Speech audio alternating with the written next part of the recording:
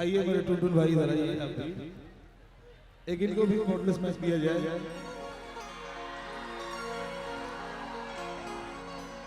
भाई बहुत अच्छा कलाकार है, बहुत मियाजी है।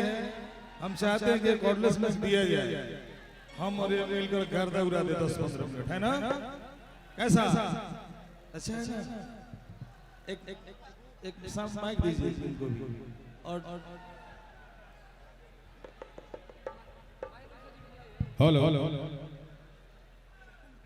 हमारे भैया ने बड़ा शानदार हिंदी का गाना गाया उदित नारायण जी का, और मुझे फक्र है, मुझे गर्व है कि आदरणीय पद्मश्री उदित नारायण झा इसी इलाके के हैं, बिहार के इसी इलाके के हैं। एक बार जोरदार तालियां उनके लिए होनी चाहिए पूरे कैंपस की ओर से।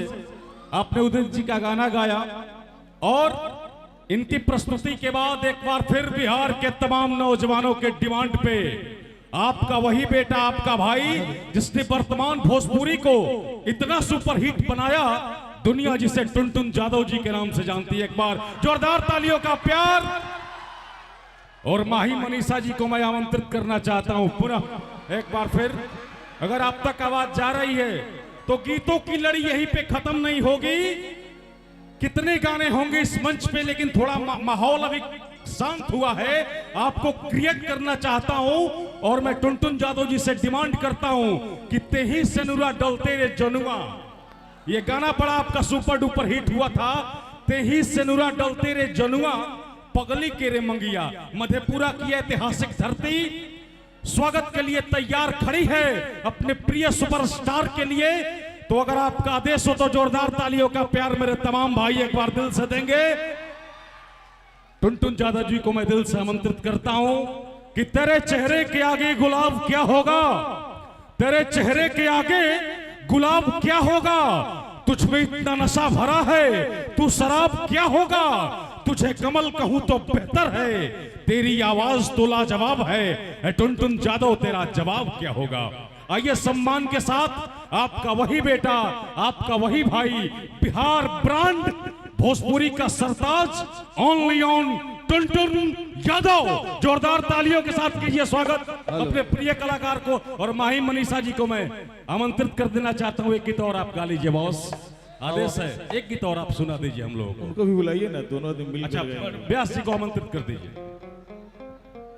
अभी आदेश हुआ है, एक दो गाने को गा लेने दीजिए। टुनटुन जी को मैं बुलाऊंगा, आपको पहले इनको गाने तो दीजिए, एक दो गाने गा लेने दीजिए। एंट्री हो चुकी है, ध्यान रखा जाए इस बात का। मैं दोनों आदमी मिल के गाएंगे। टुनटुन जी हमारे मित्र हैं, टुनटुन जी हमारे मित्र हैं, और हमको लग रहा है कि आपसे मैं रूबरू एक दो दिन होता हूं, मैं उनसे 30 दिन में हमको लग रहा है कि 17-18 घंटा मिल लेता हूं। और उनको मैं बुलाऊंगा, ये भी एक कलाकार हैं, आमंत्रित हैं। रुक जाइए, उनकी दूसरी एंट्री है, मुझे मालूम है। आप बेचैन नहीं होना चाहिए। आइए आप सब, आइए ये टुनटुन जी परफॉर्मेंस करने का मौका तो दीजिए, एक दो गाने का। टुनटुन जी आइए, इनको माइक दीजिए। हाँ तो अब तो और अच्छा हो गया, अब तो दोनों भाई आप साथ में गाइए। बिल्कुल, आओ।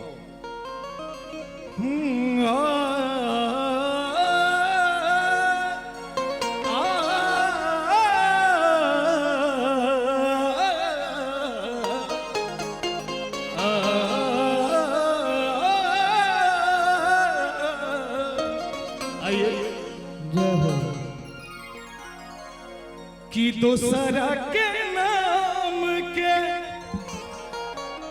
मेहंदी रचा के भइलू चीज पढ़ाई प्रीतिया कितना सताई। लेकिन आए, चलिए टुनटुन भाई, हम दोनों आदमी साथ में गर्दा उड़ाते हैं भाई लोग के साथ में। आइए, एगो के तू ले लो, आएगो के हम ले लेते हैं। पैसा माने लेवे वाला बात ना, माने बढ़िया से प्रोग्राम करना है। कि कैसे बताई कि कैसे जिया तानी रे, आई जहरिया जुदाई के पिया तानी रे, जो कि चढ़ली जवानी हमार अब भइल बाटी कोढ़वा कोढ़वा ले लो राजा।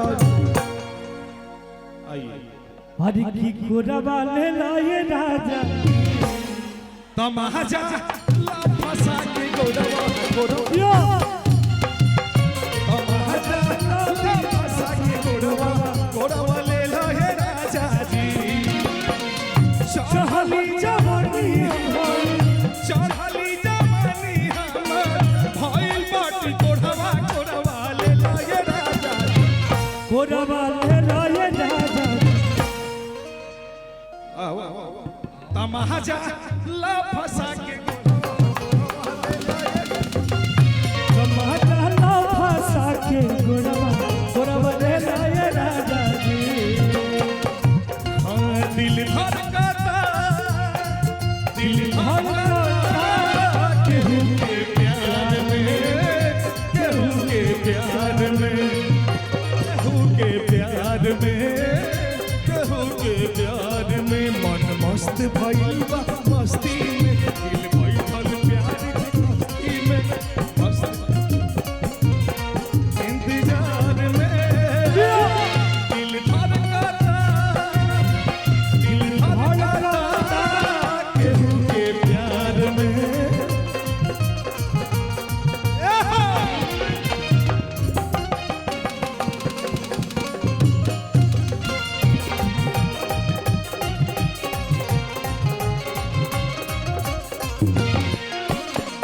देखे में लागे करीना हो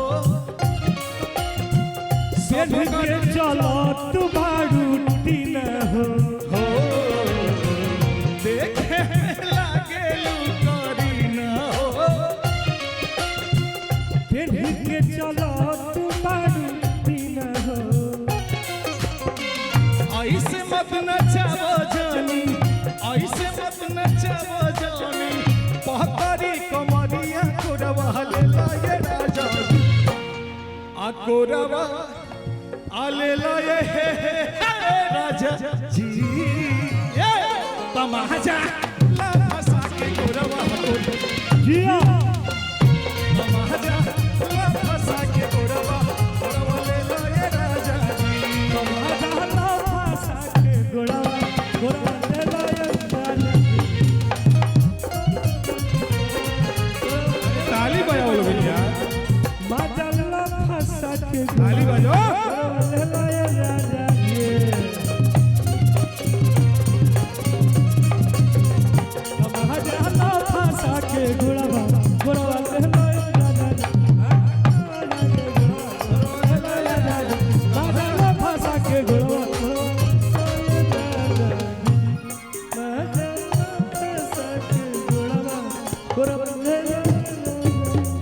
देखिए हम साहब की